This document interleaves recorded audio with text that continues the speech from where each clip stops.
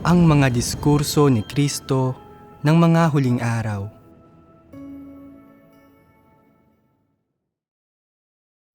Para magampanan ng maayos ng isang tao ang kanyang tungkulin, dapat magtaglay man lang siya ng konsensya at katwiran.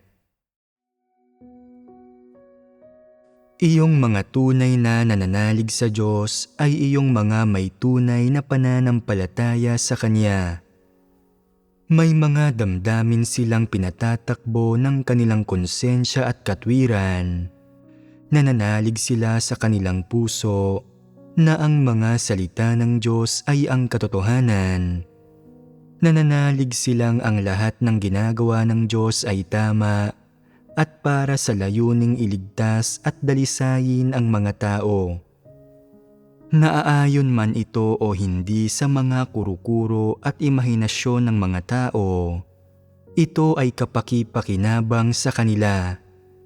Iyong mga hindi tunay na nananalig sa Diyos ay walang konsensya at walang katwiran, ni walang pakialam sa pagkakaroon ng konsensya o katwiran. Lagi silang may saloobin na kalahating maniwala at kalahating hindi maniwala sa mga salita ng Diyos. Hindi nararamdaman ng kanilang puso na ang mga salita ng Diyos ay ang katotohanan. Kung gayon, ano ang kanilang pananaw tungkol sa pag-iral ng Diyos? Sa kanilang puso, iniisip nilang, kung umiiral ang Diyos, nasaan siya? Hindi ko siya nakikita. Hindi ko alam kung talagang umiiral ba ang Diyos. Kung nananalig kang umiiral siya, umiiral siya. Kung hindi, hindi. Ito ang kanilang pananaw. Subalit pinagninilayan nila ito, iniisip na napakaraming tao ang nananalig sa Diyos at nagpapatotoo sa Kanya. Marahil ay mayroon talagang Diyos. Sana ay mayroon nga, dahil kung gayon ay mapakikinabangan ko ang sitwasyon at makapagtatamo ako ng mga pagpapala. Suswertehin ako. Gumagamit sila ng isang mentalidad ng swerte at pagsusugal at gusto lamang nilang lumahok para sa kaunting kasiyahan. Iniisip nilang kahit hindi sila pagpalain, hindi ito kawalan dahil hindi naman sila namuhunan ng kahit ano. Ang kanilang pananaw at saloobin tungkol sa pag-iral ng Diyos ay, tunay bang umiiral ang Diyos? Hindi ko masabi kung umiiral ba siya o hindi. Nasaan ang Diyos? Hindi ako sigurado kung nasaan. Ang lahat ba ng mga taong ito na nagpapatotoo ay totoo? O nagsisinungaling ba sila? Hindi rin ako sigurado. Kinukwestiyon ng kanilang puso ang lahat ng isyong ito. Hindi nila ito nauunawaan kung kaya't lagi nila itong pinagdududahan. Ang kanilang pananalig sa Diyos ay nababahiran ng saloobin ng pagdududa at mga maling pananaw. Kapag nagsasalita at nagpapahayag ng katotohanan ang Diyos, ano ang kanilang saloobin sa Kanyang mga salita? Pagdududa at hindi paniniwala. Hindi ito ang kanilang pangunahing pananaw. Hindi ninyo malinaw na nakikita ang bagay na ito. Tinatanggap ba nila bilang katotohanan ang salita ng Diyos? Ano ang iniisip nila? Napakaraming tao ang gustong magbasa ng mga salita ng Diyos, pero bakit hindi ito kawili-wili para sa akin? Ano ba ang makakamit sa pagbabasa ng mga salita ng Diyos at pag-unawa sa katotohanan? Ano ang kapakinabangan nito? Makararating ba talaga kayo sa kaharian ng langit? Hindi nakikita ng mga tao ang kaharian ng langit. Sa tingin ko, dapat ay may ilang aktwal na kapakinabangan sa pananalig sa Diyos. Mayroon dapat na ilang tunay na kalamangan. Nag-aalala silang kung hindi nila nauunawaan ang katotohanan ay ititiwalag sila. Kaya't paminsan-minsan ay nakikinig sila sa mga sermon. Ngunit pagkatapos ay nagninilay sila. Naiisip na sinasabi nilang may awtoridad at kapangyarihan ang mga salita ng Diyos. Kung gayon, ay bakit hindi ko ito naririnig o nararamdaman? Sinasabi nilang kayang baguhin ng mga salita ng Diyos ang mga tao. Kung gayon, ay bakit hindi pa ako nabago ng kanyang mga salita? Ninanasa ko pa rin ang mga kaginhawahan ng laman gaya ng dati. Gusto ko ng pagkain at mga damit. Kasing maiinitin pa rin ang ulo ko gaya ng dati. Natatakot pa rin ako kapag inuusig ako ng malaking pulang dragon. Bakit wala pa rin akong pananampalataya? Hinihingi ng Diyos na maging tapat ang mga tao. Hinihingi niya sa kanilang maging mga taong nagtataglay ng katotohanan at pagkatao. Hindi ba't mga hangal ang mga tapat na tao? Hinihingi ng Diyos sa mga taong katakutan siya at iwasan ang kasamaan. Subalit gaano karami sa kanila ang talagang nakakapagsakatuparan nito? Ang kalikasan ng tao ay makasarili. Kung susundin mo ang iyong kalikasang pantao, dapat mong isipin kung paano ka magkakamit ng mga pagpapala para sa iyong sarili. Dapat kang magpakana para makapagdala ka ng kapakinabangan sa iyong sarili. Ang bawat tao para sa kanyang sarili at bahala na ang iba. Ikaw ang dapat na may hawak sa sarili mong tadhana. Ikaw dapat ang gumawa ng sarili mong kaligayahan.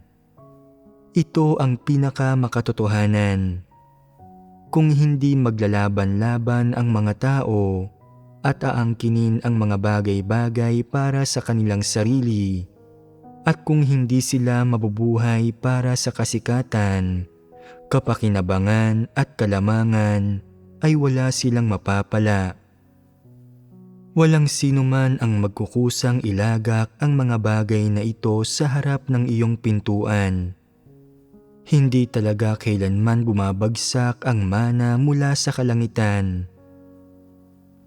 Ito ang kanilang mga kaisipan at pananaw, ang kanilang mga pilosopiya sa mga makamundong pakikitungo, at ang lohika at mga panuntunan nila para mabuhay. Ang mga tao bang nagtataglay ng mga ganitong kaisipan at pananaw ay mga hindi mananampalataya? Ito mismo ang saloobin sa katotohanan ng mga hindi mananampalataya. Hindi alam ng kanilang isipan kung ano ang katotohanan. Hindi alam kung saan na ipamamalas ang awtoridad at kapangyarihan ng mga salita ng Diyos. At hindi alam kung paano nagsasaayos ang Diyos para sa kalalabasan ng mga tao. Sumasamba lamang sila sa kapangyarihan at naghahanap ng mga kapakinabangang nasa mismong harap nila. Iniisip nilang kung mananalig sila sa Diyos ay dapat silang pagpalain, at natanging kung ipinagkakaloob ng Diyos ang mabuting kapalaran sa mga tao, pinupuno ang kanilang buhay ng kayamanan at kasaganaan, at binibigyan sila ng isang masayang buhay, na ito ay ang tunay na daan. Hindi sila naniniwalang ang mga salita ng Diyos ang katotohanan, at hindi sila naniniwalang ang Diyos ang may kataas-taasang kapangyarihan sa lahat ng bagay, lalo na kayang baguhin ng mga salita ng Diyos ang disposisyon o tadhana ng isang tao. Sa makatuwid, Hindi nila kailanman hinangad ang katotohanan habang nananalig sila sa Diyos. Sa madaling salita, dahil hindi nila tinatanggap ang mga salita ng Diyos bilang kanilang buhay at ang layunin ng kanilang buhay, ang kanilang pananampalataya sa Diyos ay papahina ng papahina. Wala silang interes na basahin ang mga salita ng Diyos o makinig sa mga sermon. Nakakatulog pa nga sila habang ibinabahagi ang katotohanan. Dagdag pa rito, nararamdaman nila na ang pagganap ng kanilang tungkulin ay isang karagdagang pasanin at na gumagawa sila para sa wala. Nananabik ang kanilang puso para sa oras kung kailan matatapos na ang gawain ng Diyos, kung kailan bibigyan niya sila ng pahayag ng resolusyon, at makikita nila kung talagang makapagkakamit sila ng mga pagpapala.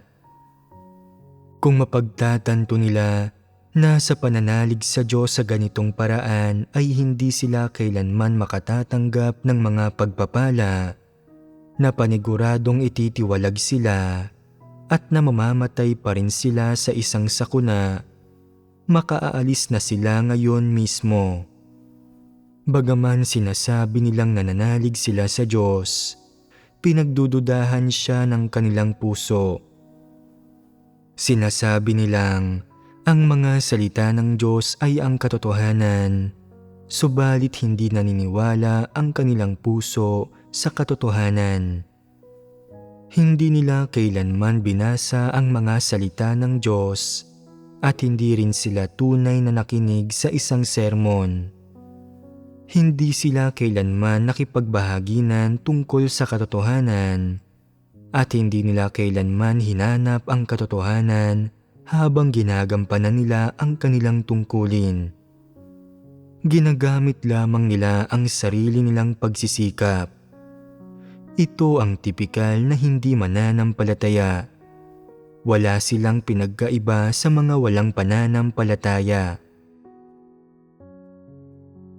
Bagaman kinikilala ng mga hindi mananampalataya na umiiral ang Diyos, hindi sila naniniwala sa katotohanan at hindi nila ito tinatanggap. Sa kanilang puso, alam nilang hindi inililigtas ng Diyos ang mga hindi mananampalataya, kaya't bakit pa nila patatagalin ang kanilang pananatili sa sambahayan ng Diyos? Para magkamit ng mga pagpapala. Ito ay para makapagkamit sila ng mga pagpapala. May kaugnayan ito sa kanilang mga interes. Sa puso ng mga hindi mananampalataya, ay inaasahan nilang makapagkakamit sila ng mga pagpapala at naniniwala silang sa huli ay magkakaroon sila ng mabuting kapalaran kung mananalig sila sa Diyos, kikilalanin nila siya at hindi nila siya pagdududahan o iiwan. Bilang resulta, tangan ang pananampalataya na ito. Inilalagak nila ang kanilang sarili sa sambahayan ng Diyos at walang kahit anumang makapagpapaalis sa kanila. Sa kanilang isipan, nauunawaan nila ang lahat at hindi sila hangal ng kahit bahagya. Hindi lamang nila nauunawaan ang katotohanan.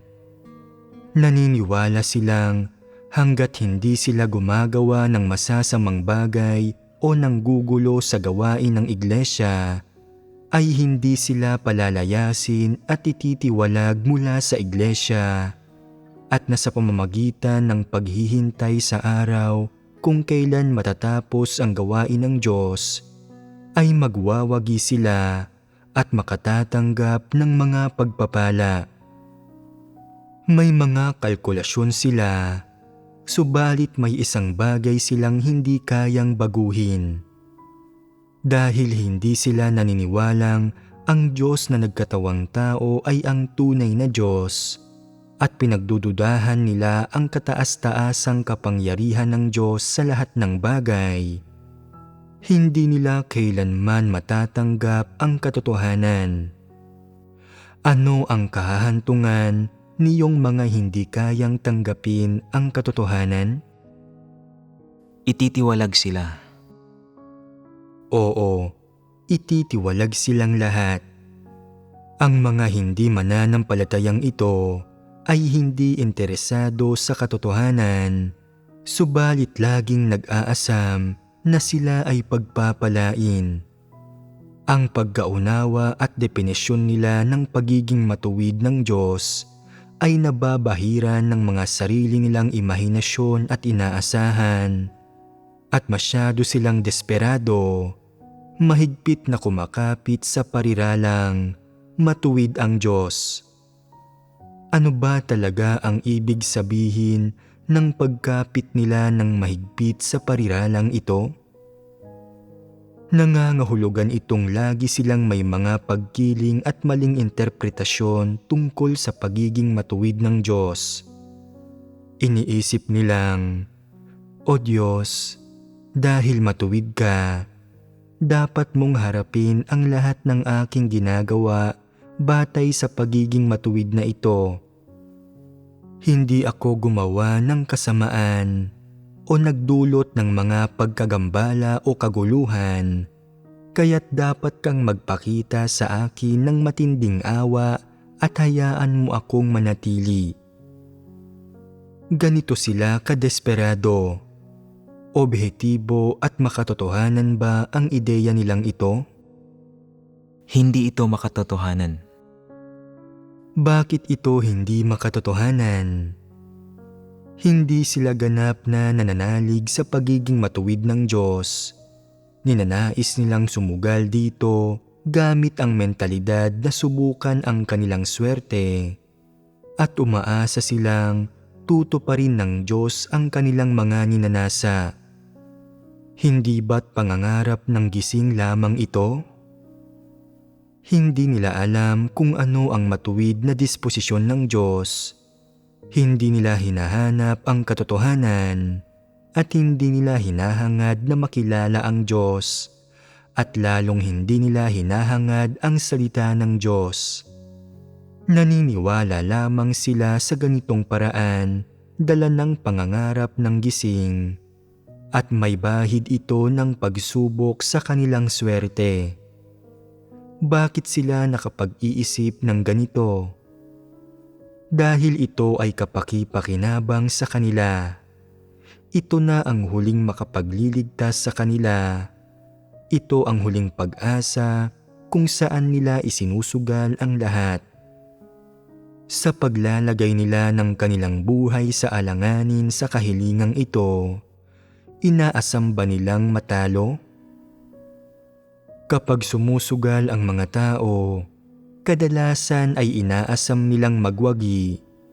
Kaya't ano ba ang kinakailangang panghahawakan ng mga taong ito para maramdaman nilang maaari silang magwagi at maging siguradong magwawagi sila? Ito ay ang pariralang matuwid ang Diyos. Naniniwala ba ang mga hindi mananampalatayang ito na nagsasabing matuwid ang Diyos na talagang matuwid siya? Naniniwala ba talaga silang susuklian niya ang bawat tao batay sa kanilang mga pagkilos? Ang pagkaunawa ba nila sa pagiging matuwid ng Diyos ay katulad sa tunay na pagiging matuwid ng Diyos? Alam ba nilang hindi ito magkatulad? Alam nila. Kung gayon, ay bakit patuloy pa rin nilang sinasabi na matuwid ang Diyos? Ano ba ang nilalaman ng parirala nilang ito? Ano ba ang nilalaman nitong mga hangarin? Gusto nilang gamitin ang mga salitang ito para udyukan ang Diyos na tuparin ang kanilang mga hinihiling at pahintulutan silang mabuhay at makapasok sa kaharian ng langit. Oo, May layunin sa likod ng pariralang ito. Sinusubukan nilang pilitin ang Diyos gamit ito. Sa pagsasabi ng mga salitang ito, ibig nilang sabihin na, hindi ba't matuwid ka? Marami na akong isinakripisyo, kaya't dapat kang kumilos ng naaayon sa iyong pagiging matuwid. Masyado na akong maraming pinagdaanan at nagbata ng napakaraming paghihirap. Ngayon ay paano ako dapat na pagpalain? Ito ay pamimilit, pangingikil at paghiyaw. Iniisip nilang pinipilit at pinalalakas nila ang kanilang sarili sa isang tao at sa paggawa nito ay makapagkakamit sila ng mga pagpapala at makakukuha ng kung anong gusto nila. Kikilos ba talaga ng ganito ang Diyos? Hindi. Hindi siya kikilos ng ganito. Dahil hindi sila nananalig na umiiral ang Diyos at hindi sila nananalig sa kanyang disposisyon at lalong hindi sila nananalig na ang kanyang salita ay ang katotohanan. Kung kaya't nangangahas silang hayagang hiyawan ang Diyos at kalabanin siya at nangangahas na sumugal sa ganitong paraan.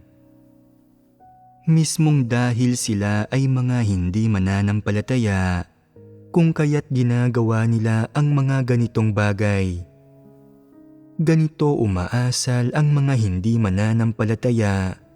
Sinasabi paminsan-minsang, tiniis ko ang napakaraming paghihirap at ano ang napala ko?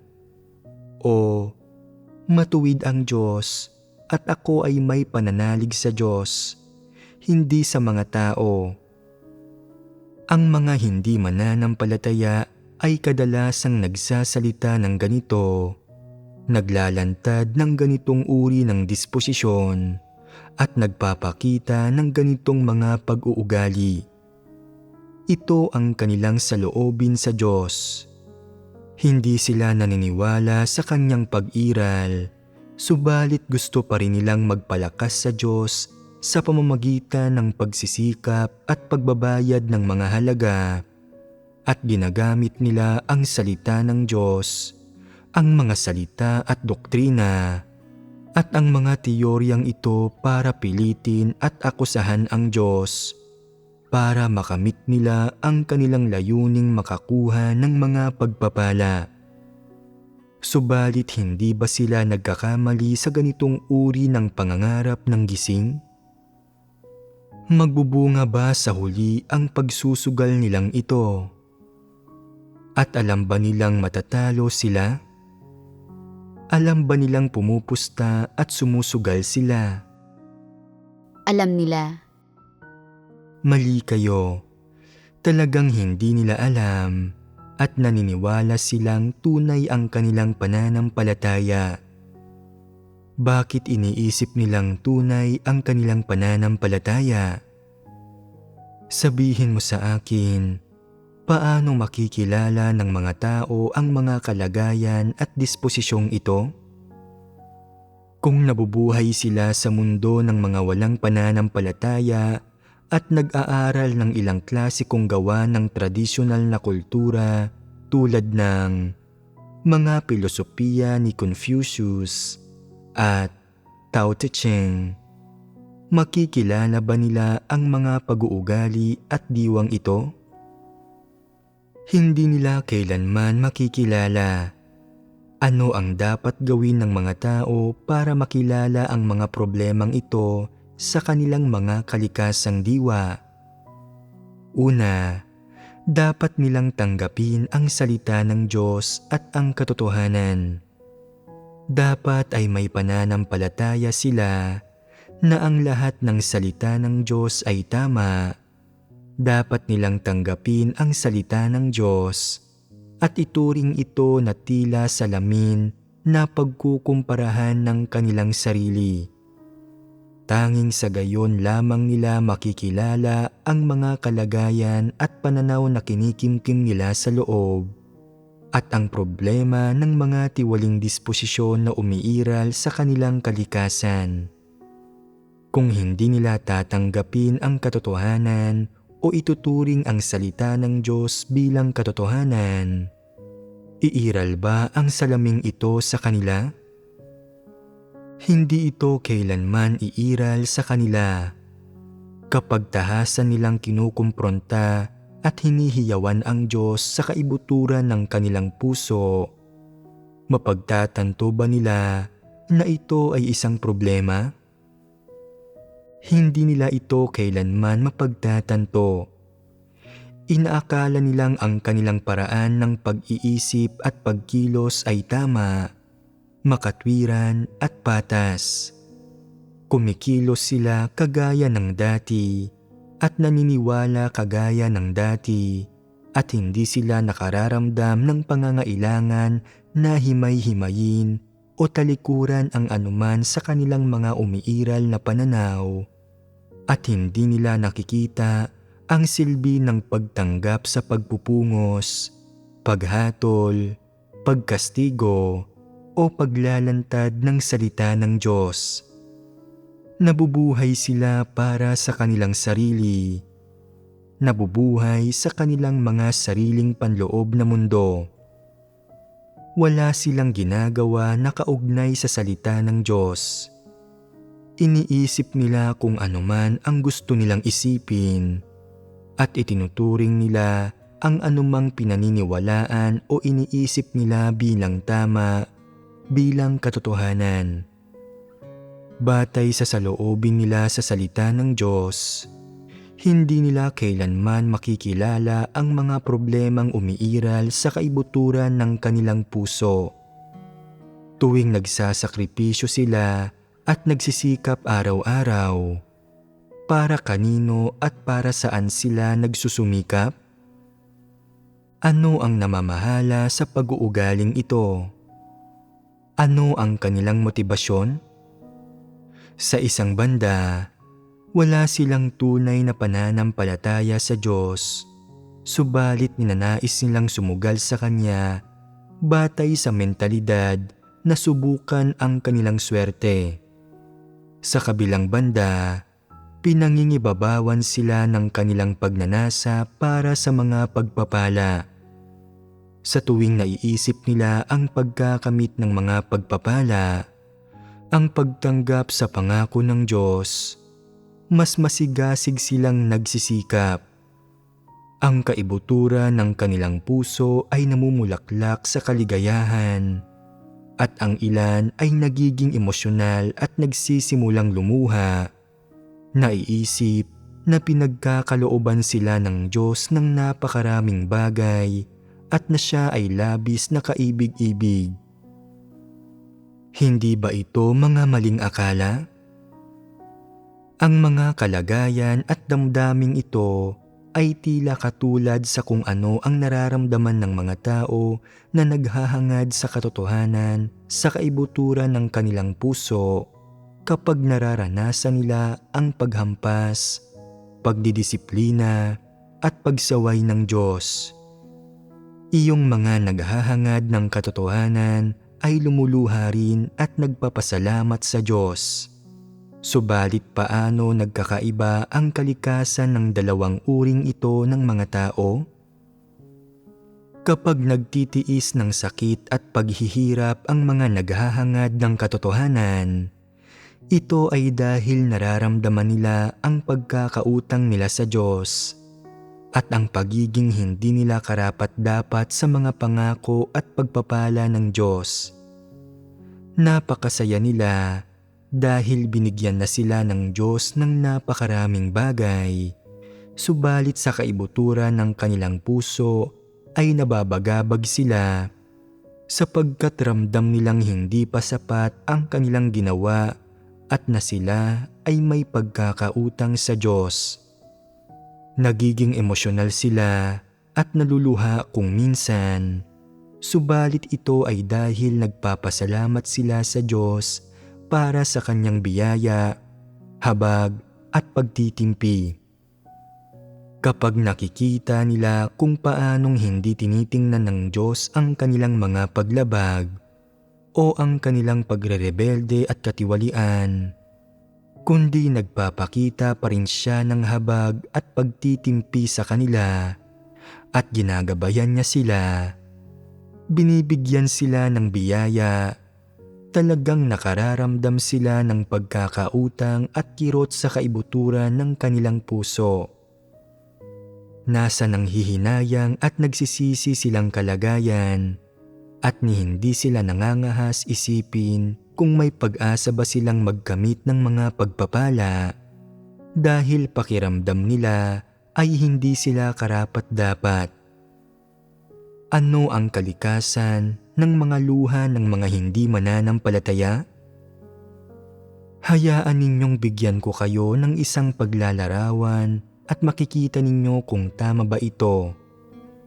Kapag may nangyayari sa kanila at nakikita nila ang dakilang gawain ng banal na espiritu at ang biyayang ipinagkakaloob ng Diyos, kapag inaantig sila ng banal na espiritu at pinapatnubayan at binibigyang kaliwanagan ng Diyos, at ang kanilang gawain ay nagiging mabunga, nagiging masaya sila, at sa kaibuturan ng kanilang puso ay nananalangin sila sa Diyos.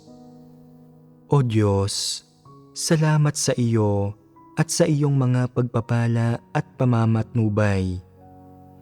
Ang kaluwalhatiang ito ay para lahat sa iyo.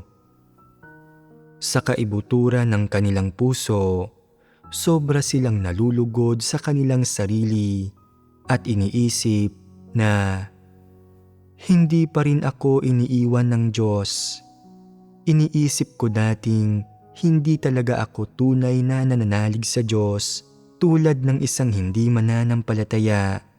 Pero ngayon ay nakikita ko ng pinagpapala pa rin ako ng Diyos at hindi niya ako iniwan. Ibig sabihin nito ay lumalaki ng lumalaki ang aking pag-asa at pagkakataong makapagkamit ng mga pagpapala at ng isang magandang destinasyon. Tila tama ang aking desisyong manalig sa Diyos. Pinili ako ng Diyos.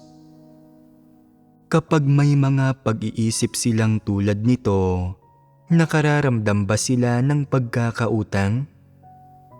Nauunawaan ba nila ang kanilang sarili? Talaga bang kinapupuotan nila ang kanilang mga satanikong kalikasan at mapagmataas na disposisyon? Nakararamdam ba sila ng tunay na pasasalamat para sa gawain ng Diyos para sa kanila? Kahit pa magpahayag sila ng mababaw na pasasalamat, sa kaibuturan ng kanilang puso ay iniisip nilang, tiyak na totoo na pinili ako ng Diyos. Paano ako mananalig sa Kanya kung hindi niya ako pinili?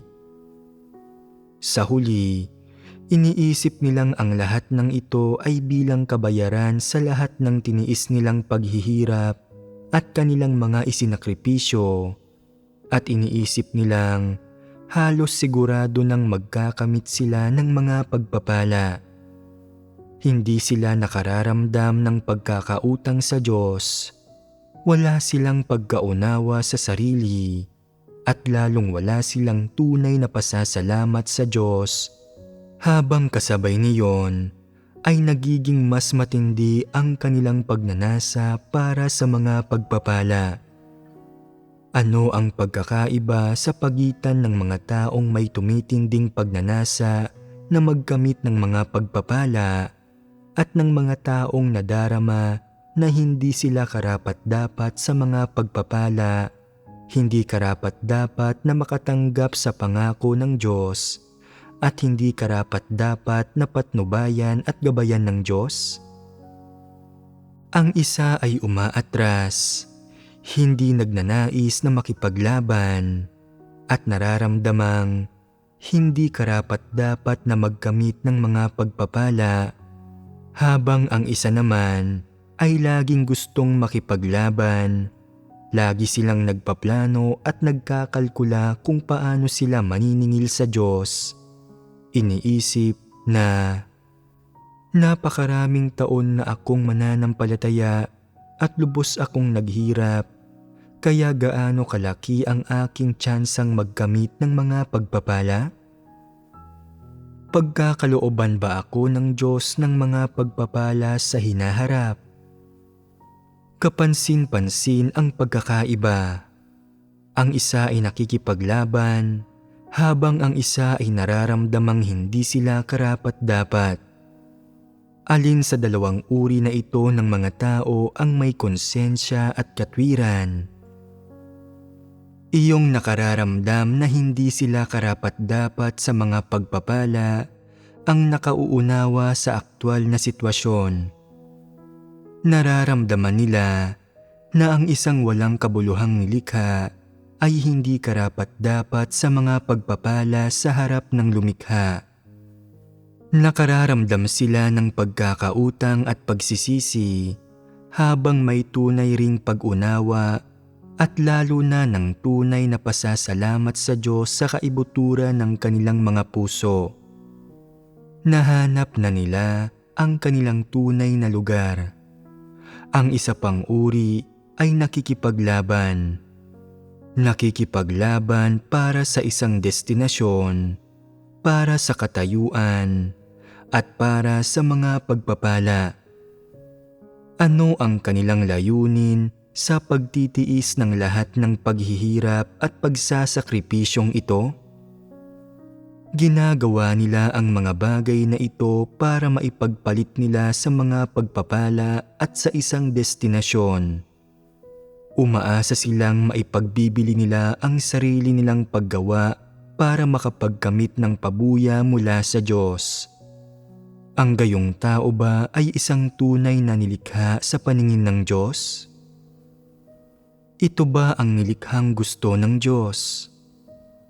Sinabi ba kailanman ng Diyos na ang tanging paraan para magkamit ng mga pagpapala o pabuya ay ang makipaglaban para sa mga ito? Kung gayon, ano ang hinihingi ng Diyos sa mga tao?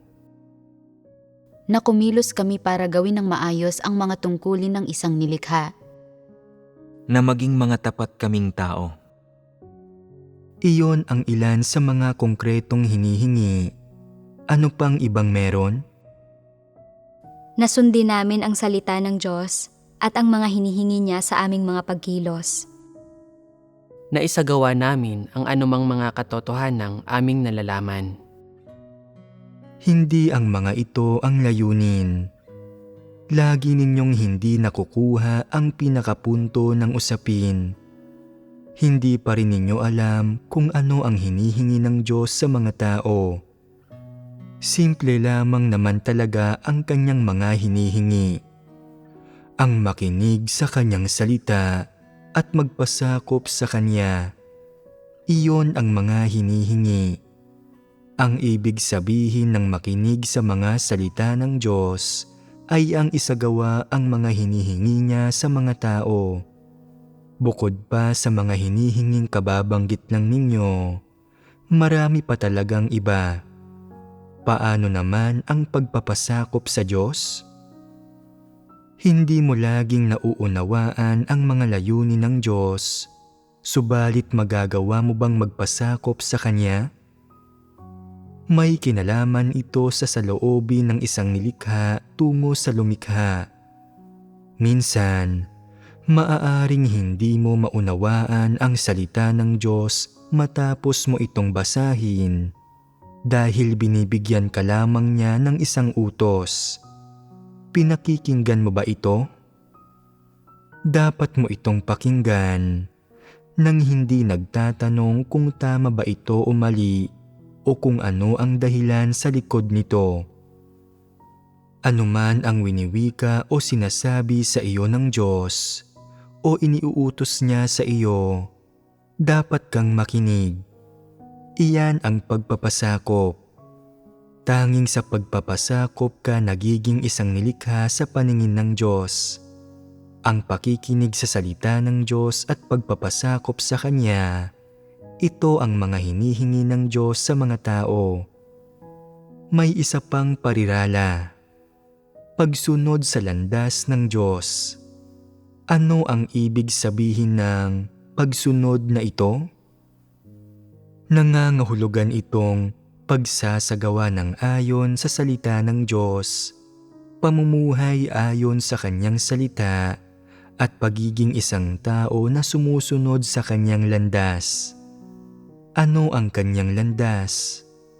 Ito ay ang Kanyang salita.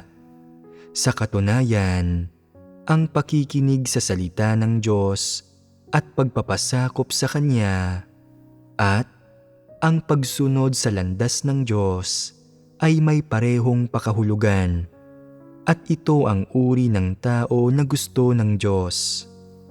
Ni minsan ba ay sinabi ng Diyos sa mga tao, "Hindi mo kailangang makinig sa aking salita. Pwedeng maghangad ka na lamang ng mga pagpapala. Huwag mong kalilimutan na maaari kang pagpalain. Para sa layuning ito, dapat mong talikuran ang lahat. Dapat kang magtiis ng higit pang mga paghihirap, lalong magsakripisyo, at lalo pang magsikap."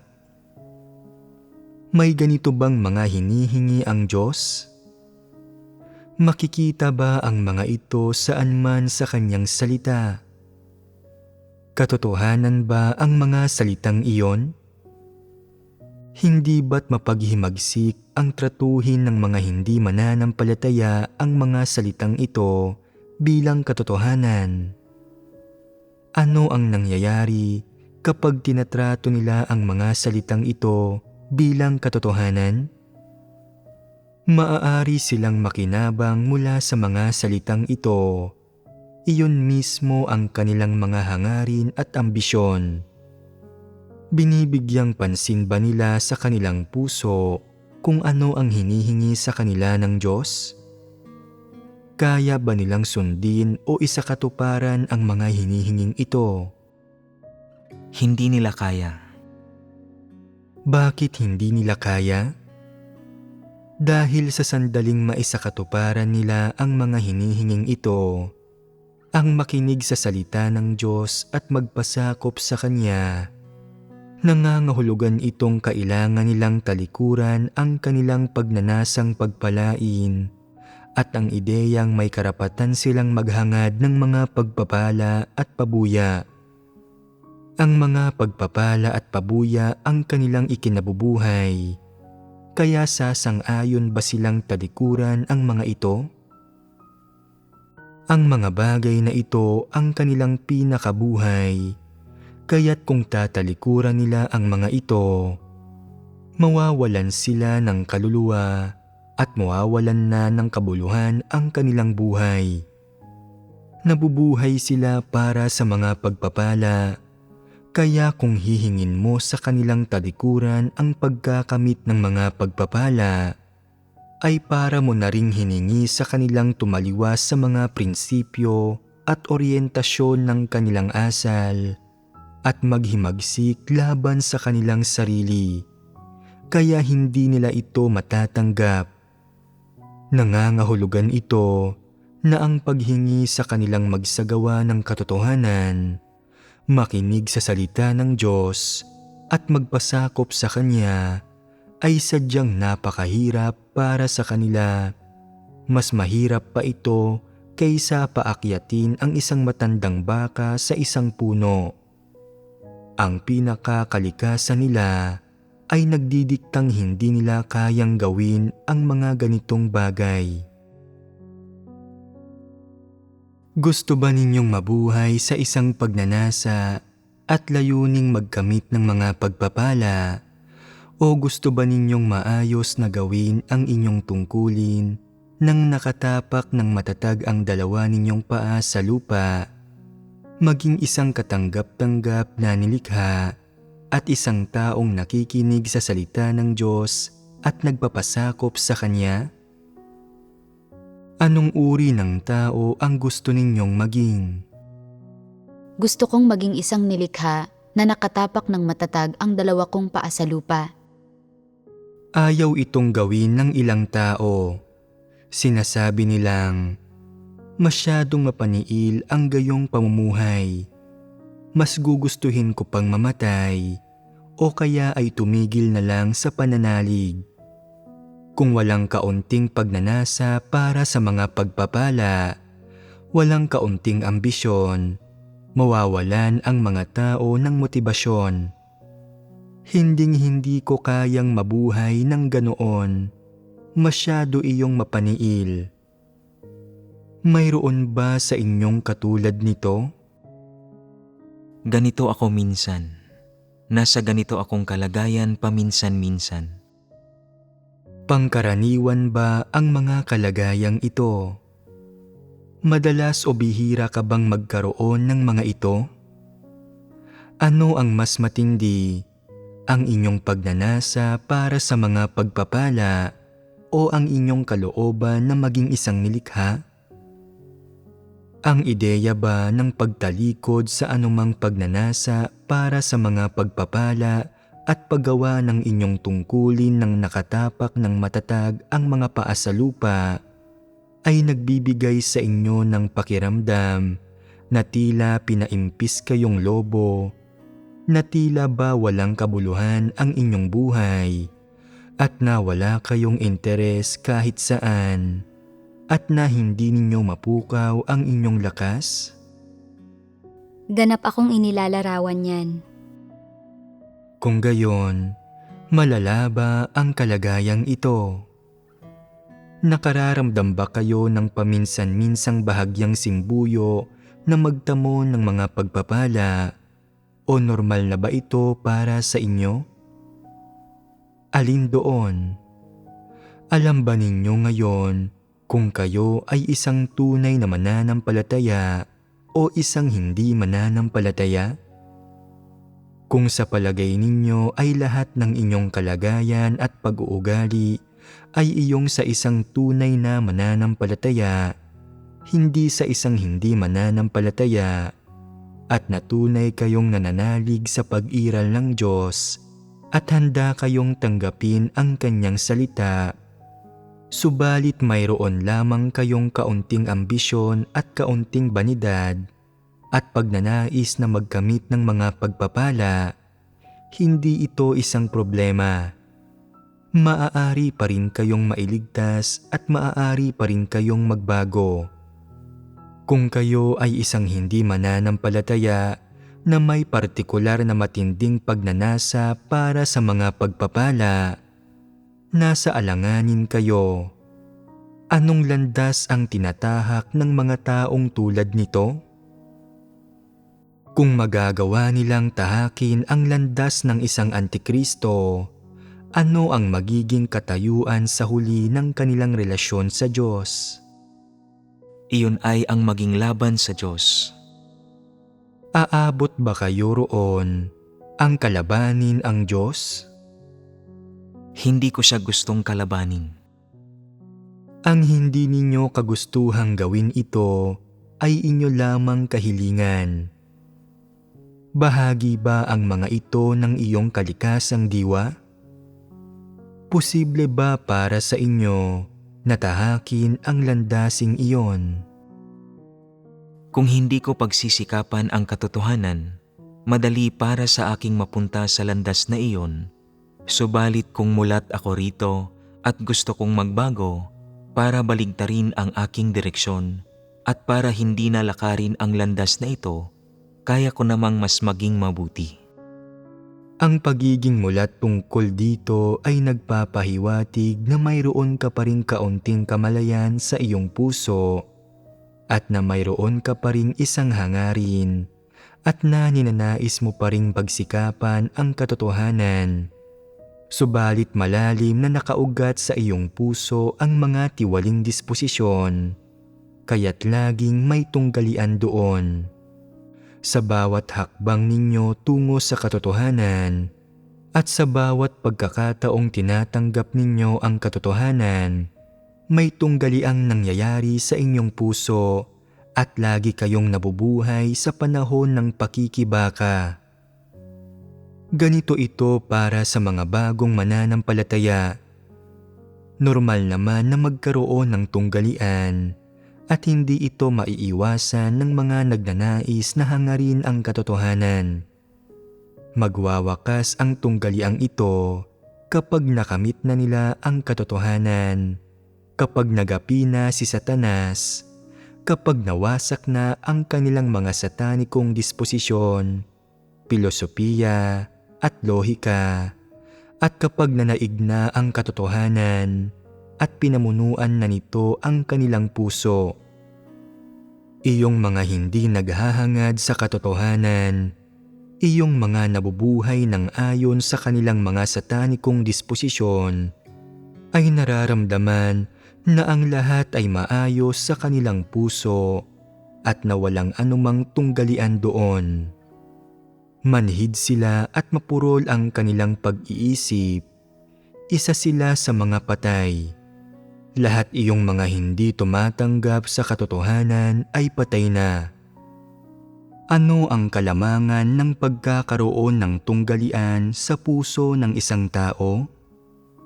Halimbawa, kung kalahati ng iyong mga naiisip ay negatibo at kalahati ay positibo, pagkakalooban ka ng mga positibong kaisipan na iyon ng pagkakataong tahakin ang landas na hangarin ang katotohanan matapos magwakas ang tunggalian, na ibig sabihin ay may 50-50 kang probabilidad na mailigtas. Ang mga negatibong kaisipan ay maaaring magtulak sa iyong sundin ang iyong mga makalamang kaisipan at ideya o sundin ang iyong mga sariling hangarin, motibasyon at pananaw sa panahon ng kaguluhan.